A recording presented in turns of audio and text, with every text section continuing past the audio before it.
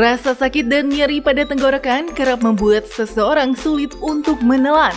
Penyakit yang dikenal dengan nama radang tenggorokan ini paling sering menyerang kesehatan banyak orang, terutama di musim pancaroba tiba.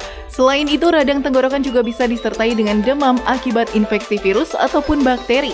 Untuk mengatasinya, Anda bisa mengonsumsi bahan alami agar bisa meredakan penyakit ini.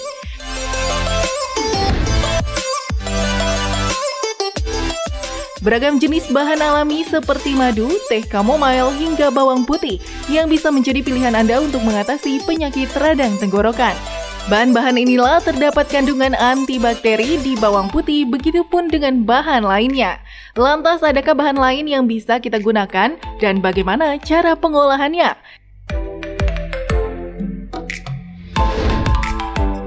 Hidup Sehat akan membahasnya bersama dokter di studio hari ini. Iya pemirsa Hidup Sehat, nah itu dia tadi adalah cara mengatasi radang tenggorokan. Tapi di samping kita sudah ada Dokter Elkonora yang akan mengajarkan bagaimana cara membuat ramuan dan juga cara mengatasi radang tenggorokan dengan bahan-bahan alami. Halo dokter. Hai dokter Dia ini sebagai seorang dokter praktisi herbal, kita sekarang mengajarkan masyarakat bagaimana cara mengatasi radang tenggorokan yang mungkin membuat orang itu kayaknya kesel ya. Tapi nggak mau terlalu harus minum obat karena kadang-kadang obat alami pun bisa membantu untuk menyembuhkan ya, dengan catatan tentunya kalau misalkan ada penyebab yang lain ya, misalnya ada bakteri, ada virus yang lain-lain. Tapi ini membantu meredakan gejalanya, dokter. Betul ya, benar sekali. Dokter, jadi ini ada apa aja dokter di sini, dok? Iya. Jadi di sini kita sekarang mau belajar bahan alam yang bisa untuk mengatasi radang tenggorokan. Jadi ini berangkat dari keprihatinan ya sebenarnya Dokter Nisa, Dokter Vito, sekarang banyak sekali masyarakat yang terkena radang tenggorokan karena musim berubah-ubah, minum es, makan gorengan dan sebagainya, akhirnya nggak enak, tenggorokan serak, batuk dan sebagainya atau berlendir ya. Namun banyak yang pakai antibiotik sembarangan, jadi beli sendiri di toko-toko obat tanpa resep dokter dan akhirnya hal ini yang meningkatkan resistensi dari antibiotik yang akhirnya tidak bagus juga buat kita. Nah sebenarnya untuk first aid atau pertolongan pertama dari radang tenggorokan yang awal-awal masih ringan bisa menggunakan bahan alam yang tersedia di sekitar kita. Nah ini banyak sekali yang bisa kita manfaatkan nih Dokter Vito, Dokter Nisa. Salah satunya adalah yang pertama adalah cengkeh atau bunga cengkeh ya. Iya dok, tapi tunggu dok, ini berkaitan dengan cengkeh ya dok ya. Nah fakta mitosnya, cengkeh katanya dapat mengatasi sakit tenggorokan. Fakta atau mitos? Fakta. Iya, karena cengkeh ini sendiri ya kita tahu ini adalah bunga cengkeh ya, kita kenal ya sudah ya kalau yang suka masak nih biasanya yang pakai santan-santan dikasih cengkeh biar wangi gitu ya.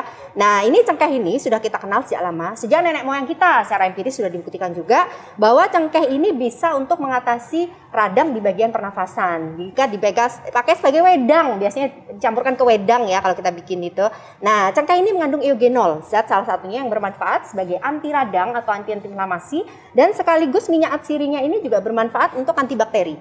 Ya kita kalau ada namanya clove oil atau minyak cengkeh biasanya digunakan pada kasus-kasus daerah mulut, pada infeksi gusi atau nyeri gigi, sakit gigi itu bisa dipakai. Dan ini untuk nyeri tenggorokan ini juga bisa untuk membantu juga. Oke dokter, saya nggak sabar harus segera mulai masak ini ya. Tapi ada dulu nih, fakta mitos yang berikutnya ini adalah mengenai seduhan bunga lawang. Ini katanya efektif untuk bisa mengatasi radang tenggorokan. Fakta atau mitos? Fakta.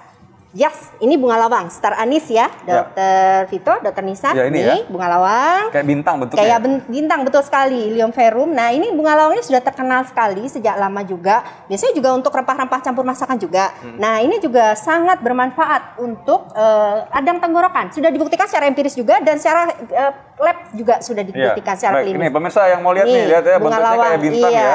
Dia mengandung flavonoid, kemudian juga di dalamnya ada quercetin ya, camphorol, di mana di situ dia bermanfaat untuk antiinflamasi dan anti bakteri juga sama. Jadi bisa dimanfaatkan untuk antioksidan juga ketika dia diminum gitu.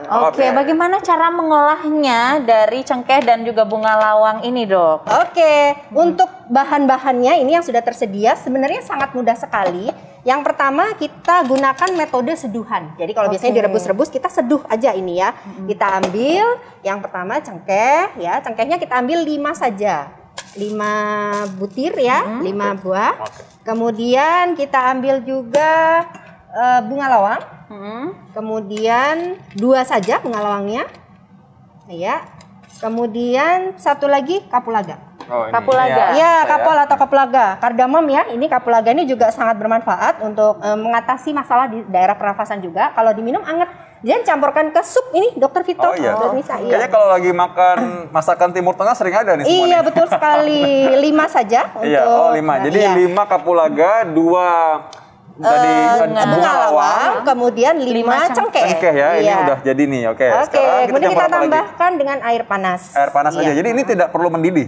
Ini air mendidih Oh, yang ini air baru mendidih, matang, ya.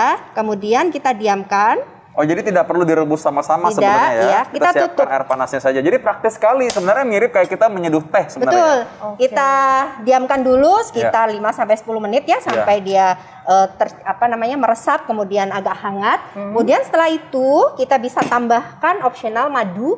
Madu itu juga bermanfaat untuk mengatasi radang tenggorokan karena dia juga mengandung enzimatik dan juga antibakteri juga bisa dimanfaatkan untuk melegakan istilahnya kalau ada agak batuk. Biasanya kalau orang radang tenggorokan kan serak, batuk itu bisa digunakan Jadi madu juga. bukan sekedar manis aja ya madu Bukan. ini ya. Ya, Memang asalkan dia madu ada asli. manfaat kesehatan juga ya. Madu Ya, asli madu bukan asli madu ya. yang kayak Oke. sirup madu aja ya.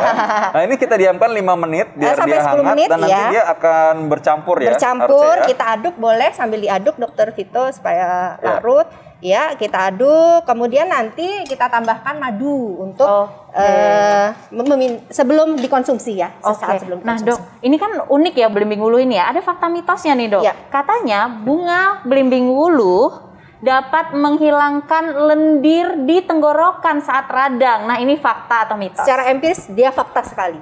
Jadi bunga belimbing wuluh ini, Ini ya, ya, coba ya, bunga kita lihat. belimbing wuluh Ini belimbingnya juga ada nih.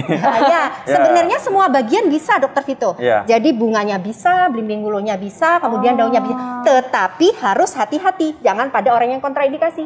Orang yang mempunyai gangguan fungsi ginjal jangan memakai. Karena kalsium oksalatnya tinggi, dikhawatirkan dia tidak di metabolisme dan tidak difiltrasi secara sempurna, jadi neurotoksin berbahaya sekali. Jadi nanti orang yang punya gangguan fungsi ginjal jangan ya. Tapi kalau orang yang normal, artinya orang-orang yang tidak ada masalah dengan ginjalnya, boleh silahkan. Ini belimbing kadang-kadang asik kalau dicampur dengan cabai tuh ya. Jadi Iya. waduh, udah langsung Sambel. bisa buat nyambel ya. Iya, betul Tapi saya sekali. baru tahu juga nih kalau ternyata ada bunganya yang bisa dipakai iya. juga. Bunganya ini juga sama, dia mengandung antioksidan, kemudian antibakteri juga. Sudah beberapa uji lab juga sudah meneliti bahwa ini bisa menghambat bakteri juga, diantaranya Pseudomonas aeruginosa yang salah satunya ada di saluran nafas juga ya.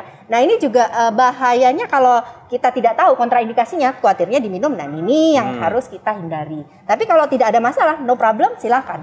Jadi ini bisa dipadukan dengan adas manis. Oh, Adas ini manis. juga. Iya, adas Oh. juga sangat bermanfaat untuk saluran nafas. Dia memberikan rasa hangat juga di saluran nafas, kemudian juga sebagai antioksidan juga. Jadi bisa dimanfaatkan. Caranya mudah sekali. Bagaimana, Jadi, Dok, caranya? Iya, semuanya diseduh. Kalau tadi yang pertama diseduh juga, yang kedua ini adas. Kita ambil bunga belimbing wuluhnya 1 genggam. Ya. 1 genggam. Iya, genggam 1 ya, genggam. genggam, oke. Kemudian dicampurkan dengan adas manis. Campur ke sini boleh? Tidak, nanti dilumatkan Dok, diulek atau ditumbuk. Oh, tumbuk dulu. Iya. Beda. Kemudian nanti jadinya seperti ini. Setelah ditumbuk halus, jadinya seperti ini. Kita masukkan di gelas. Oh ya, berarti dokter ini sebenarnya bunga belimbing wuluh ini yang ditumbuk jadi begini ya? Iya, ditumbuk bersama dengan sedikit adas manis sekitar sejimpit. Adas manis, sejimpit adas Iya, manis. adas manis. Oke, ingat ya pemirsa tadi ya. Jadi berarti 1 genggam bunga ini, bunga belimbing Belimbing wuluh, wuluh. lalu ditumbuk jadinya begini. Iya. Campur dengan ini adas manis. Adas Iya. manisnya sejumput ya. Sejumput aja sedikit aja, ya, Sejumput. untuk memberikan Saya bantu sensasi segar. pemirsa ya, saya juga belum Sudah pernah nih, jadi ditumbuk ini. bareng ini tadi Dok. Oh gitu, iya. jadi masuk dalam sini tadi Iya, ya. oke. Sejumput tuh segini aja nih. Sedikit aja, gitu, ya. ya. Oke. Kemudian kita berikan air panas juga di sini, tapi tidak penuh ya, cuman 1/4 aja, 1/4 ini. Ngomong-ngomong gitu, ini dok, ini wangi cengkeh tadi udah mulai ya? Iya. Udah mulai keluar nih wanginya. Minyak sirinya udah mulai keluar. Dan ini memang rasanya kalau nih sambil diaduk itu, ini baunya, aromanya ini Segar. aroma yang menyehatkan ya. Kayak Iya. semacam kita tuh kayak meledakan lendir Rempah. gitu Ya, kayaknya. aromaterapi juga karena dia mengeluarkan minyak atsiri kan Dokter Vito. Iya. Padahal tadi kita diamin aja nih, ini Iya. udah kerasa baunya loh ya. Iya. Jadi tinggal Iya. tambah madu sesaat sebelum mengkonsumsi, tidak dalam posisi panas ya madunya. Oke. Baik. Ini sama, kemudian yang tadi sudah dihaluskan, tadi ya dilumatkan kan, sebenarnya ditambah, sebenarnya airnya nggak perlu air panas, tadi air biasa aja tidak apa-apa ya. Kemudian kalau pada kita lebih srek lagi, karena dia kan harus biar kalau kotor bisa bakterinya bisa nggak ikut kemakan gitu ya. Kita biasanya tim dulu, dijerang di tim ya, seperti di steam gitu. Tapi kalau nggak pun tidak apa-apa. Sebenarnya kalau orang dewasa yang minum tidak apa-apa, itu pada anak-anak seperti itu. Nah ini kita ambil 1 sampai 2 sendok makan sekali minum ya, bisa dikonsumsi 2 kali sehari. Oke. Iya, dan ini sebenarnya belimbing wuluh tuh semuanya all bisa dipakai, bukan hanya bunga. Jadi termasuk buahnya. Jadi ini juga bisa direbus, dicampur dengan bunganya, bisa untuk obat batuk juga. Karena kan radang tenggorokan tuh biasanya cenderung serak dan batuk ya. Tidak hanya sakit saja, biasanya setelah itu dia ada batuk, ada serak dan nggak nyaman, berlendir gitu. Ya, sama begitu. Kemudian daunnya juga bisa. Jadi kalau misalkan mau dicampur dengan apa yang lain, misalnya madu atau jeruk lemon bisa? Sebenarnya tidak perlu Dokter Vito kalau perlu, ini ya, karena sebenarnya kita menginginkan sensasi asli dari belimbing wuluh itu sendiri. Kalau hanya madu sih nggak apa-apa sebenarnya, cuman kalau lemon rasanya agak aneh aja gitu.